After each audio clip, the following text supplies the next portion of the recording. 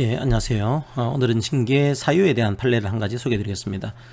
우리가 징계는 아시는 것처럼 징계는 사유가 정당해야 되고, 자, 그 다음에 징계는 절차가 정당해야 되죠. 그 다음에 징계는 수단이 상당해야 됩니다. 자, 오늘 판례는요, 사유에 대한 문제예요. 좀 드문 판례 중에 하나인데, 근로자가 어떤 비행위를 했습니다. 잘못된 행위를 한 거죠. 자, 그러면 1차적으로 이 비행위에 해당하는 그 행위가 징계 사유에 해당이 돼야 되겠죠. 만약에 이 비행위가 징계 사유에 해당이 안 되면은 징계는 정당하지 않다 이런 결론이 만들어질 수가 있습니다. 과연 그러면 이 비행위가 이 징계 사유에 해당하는 것인지 이걸 어떻게 판단할지가 문제가 된 많지 않은 그런 사례 중에 하나입니다. 오늘은 그 내용을 좀 보도록 하겠습니다. 자, 이제 어떤 공제가 있었고요.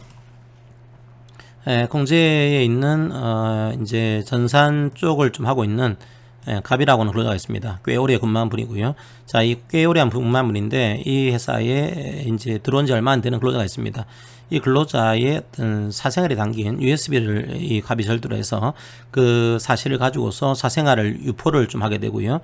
그 다음에 이 근로자에 대해서 집단적인 괴롭힘을 좀 주도를 하게 됩니다.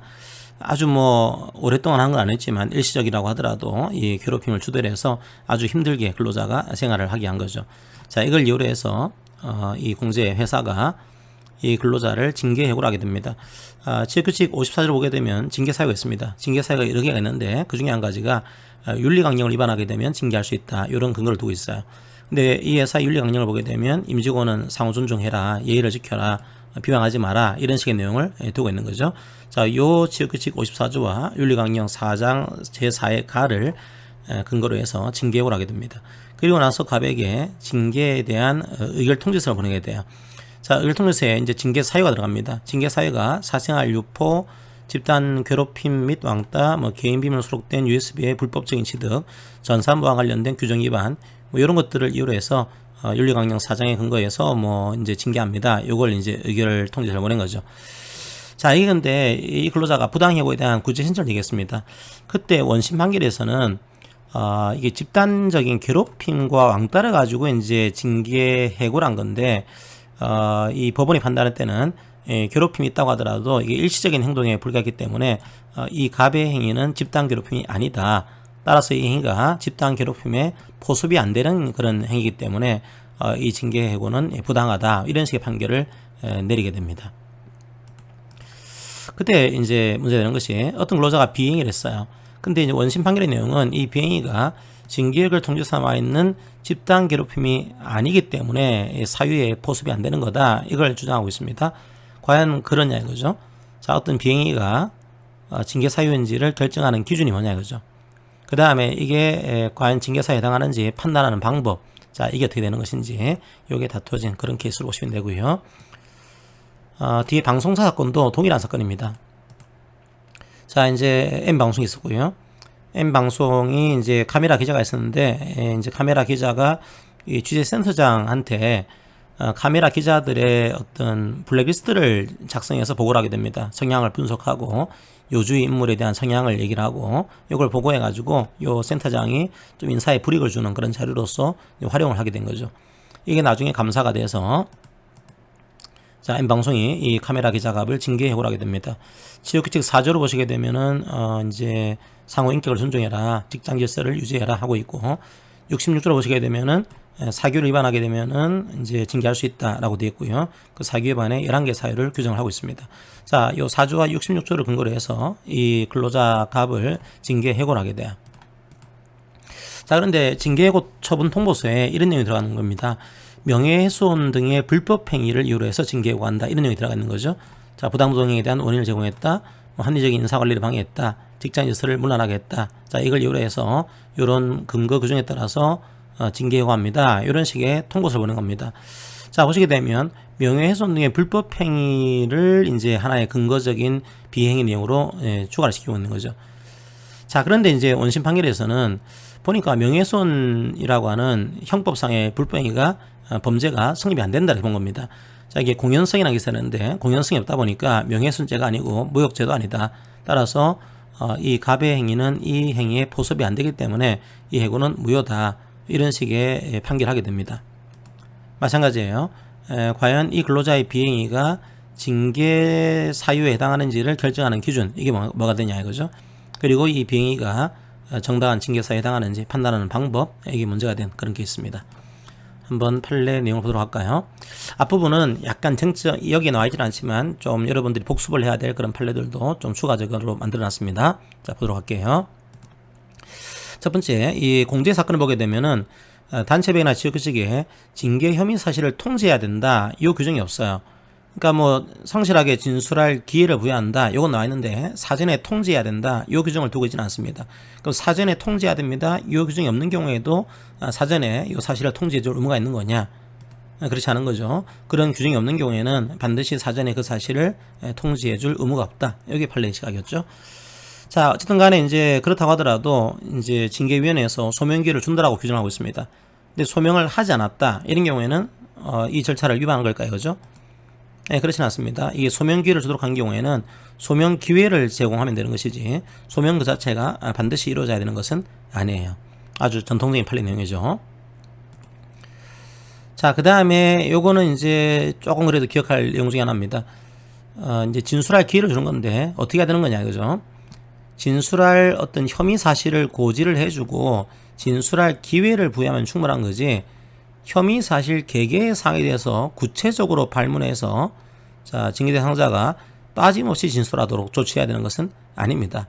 그러니까 이런 행위가 있으니 한번 그 진술해 보세요, 기회를 부여하면 되는 것이지, 자, 1번 사항 이런 사항에 대해서 한번 얘기해 보세요, 2번 사항 이 사항에 대해서 얘기해 보세요, 3번 사항에 대해서 얘기해 보세요, 그렇게 해야 되는 것은 아니다. 여기에 이제 판례 입장이 돼 있습니다. 자, 여기까지는 우리들이 보통 알고 있는 그런 내용 중에 하나고요. 자, 그 다음에 이게 중요하죠. 자, 지금 보니까 이게 명예훼손의 불법 행위가 아니기 때문에 이 징계는 잘못됐다, 혹은 집단적 괴롭힘이 아니기 때문에 이게 그렇게 판단할 수 없기 때문에 요거는 징계 사유에 해당하지 않는다라고 얘기를 했는데, 자, 어떤 징계 사유가 있습니다. 징계 비행위가 있는 거죠. 근로자의 비행위가 어떤 징계 규정에 나와 있는 징계 사유에 해당하는 거냐. 자, 이거 어떻게 판단해야 될까요? 징계 처분 통보서의 문제가 아니고 요 징계 규정을 봐야 되는 거죠. 규정상의 의미를 해석을 해야 된다. 요게 이제 판례 입장입니다. 자, 한번 보겠습니다. 자, 어떤 비행위가 징계 사유로 돼 있냐 안 돼 있냐. 그러니까 이게 어떤 행위를 했어요. 그럼 이 행위가 과연 징계 사유인 것이냐 아닌 것이냐. 이거는 이제 구체적인 자료를 통해서 징계위원회에서 요걸 징계 사유로 삼았냐, 요걸 가지고 결정을 해야 됩니다. 그러니까 징계위원회에서 이제 이런 뭐 블랙리스트 작성, 뭐 이런 이제 직장 괴롭힘의 문제, 이런 것들은 징계 사유로 삼은 거죠. 그러면 이제 이게 정당한 징계 사유에 해당하는지는 징계 처분 통보서의 그 명칭에 포섭이 되는 거냐, 그게 아니고요. 사규상의 징계 사유 규정에서의 객관적인 의미를 합리적으로 해석해서 판단을 해야 됩니다. 자, 그러니까 징계 규정상의 그 의미를 합리적으로 객관적으로 판단을 해야 되는 것이지, 만약에 징계 처분 통보서에 어떤 용어를 썼습니다. 근데 이제 이 비행위가 이 통보서에 쓰인 용어의 개념에 포함되는지 여부를 가지고 판단하는 것은 아니에요. 중요한 것은 징계 규정에 정하고 있는 징계 사유, 자, 지역규칙에 정하고 있는 징계 사유인 거죠. 그 의미와 내용을 기준으로 이게 판단해야 되는 것이지, 징계 처분 통보서에 쓰인 용어의 개념이 과연 그 용어가 포함되는 거냐, 이걸 가지고 판단하지는 않습니다. 그러니까 그런 거죠. 어떤 비행위가 있는데 이 비행위를 징계 처분의 사유로 삼았냐, 이게 중요한 것이고, 이 사유가 징계 규정의 객관적인 의미에 포함되는 것인지, 이걸 보는 것이지, 징계 처분의 어떤 용어로 썼다고 해서 그 용어의 의미를 가지고 판단하는 것은 아닙니다. 자, 그걸 이해할 필요가 있는 거죠. 자, 결론적으로 K공제해 사건에서는 보니까 근거규정이 윤리강령 4장 4호의 가호를 위반한 거죠. 자, 분명히 이 행위를 징계위원회에서 징계사유로 삼은 겁니다. 1년에 걸쳐가지고 무시하는 운동을 했고, 사생활에 대해서 확인되지 않은 사실을 유포했고, 그 다음에 신상을 침해했고, 그 다음에 업무상 특정 범위를 넘어서는 행위를 한 거죠. 자, 요 행위는 윤리강령 4장 4호의 가호를 위반한 객관적인 그런 행위가 됩니다.